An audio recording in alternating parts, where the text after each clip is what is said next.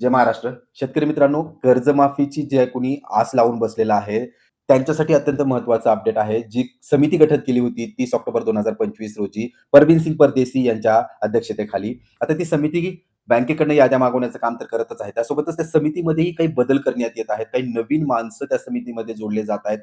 कारण असं म्हटलं जातं, की ह्या समितीचा जो उद्देश आहे, तो राज्यातली शेती किंवा शेतकऱ्याच्या जीवनात आमूलाग्र असा बदल आणायचा आहे. शेतकऱ्याला त्याच्या कर्जाच्या विळख्यातनं कायमचं बाहेर काढायचं आहे. त्यासाठी काही अल्पकालीन किंवा काही दीर्घकालीन अशा योजना आखण्यात येणार आहेत. म्हणजे काही शॉर्ट टर्म योजना असतील, काही लाँग टर्म योजना असतील. तर अशा योजना आखण्यासाठी आणि शेतकऱ्याला कायमचं कर्जाच्या विळख्यातनं बाहेर काढण्यासाठी या समितीमध्ये जे पूर्वी मेंबर्स होते, सदस्य होते, आता त्याच्यामध्ये वेगवेगळ्या विभागाचे सदस्य जोडले जाणार आहेत. आणि त्या संदर्भातच आज 6 फेब्रुवारीला जी-आर आलेला आहे. तो जी-आर काय आहे, तो मी थोडक्यात तुम्हाला दाखवतो. परंतु ते समजून घेण्याचा प्रयत्न करूया.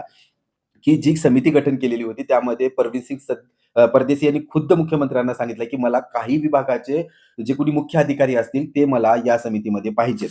परवीनसिंग परदेशी साहेब काही विभागाचे वेगवेगळ्या विभागाचे अध्यक्ष किंवा मुख्य सचिव जे आहेत त्यांना जोडण्यात शिफारस करण्यात आली आहे. त्यामध्ये पहिलं आहे जलसंपदा. अप्पर मुख्य सचिव जलसंपदा विभागाचे आहेत. त्यासोबतच प्रधान सचिव माहिती व तंत्रज्ञान याचे प्रधान सचिव हे आता हे राहतील, सदस्य राहतील. त्यासोबतच कृषी आयुक्त हे पदव्युम म्हणून ह्या कमिटीमध्ये जोडले जातील. त्यासोबतच व्यवस्थापकीय संचालक हे महा-आय-टीचे जे मॅनेजिंग डायरेक्टर आहेत, हे महा-आय-टीचेही यामध्ये समावेश केला जाणार आहे. तर अशा प्रकारे त्याची व्याप्ती वाढली गेलेली आहे आणि खरंच कुठेतरी वेगवेगळ्या विभागाला एकत्र घेऊन एक कायमस्वरूपीची उपाययोजना काढण्याचं काय तो मानस या समितीचा दिसून येत आहे. आता त्यामुळं नवीन जे काही समिती आहे त्याचं नाव आणि पदनाम तुम्ही लक्षात घ्या.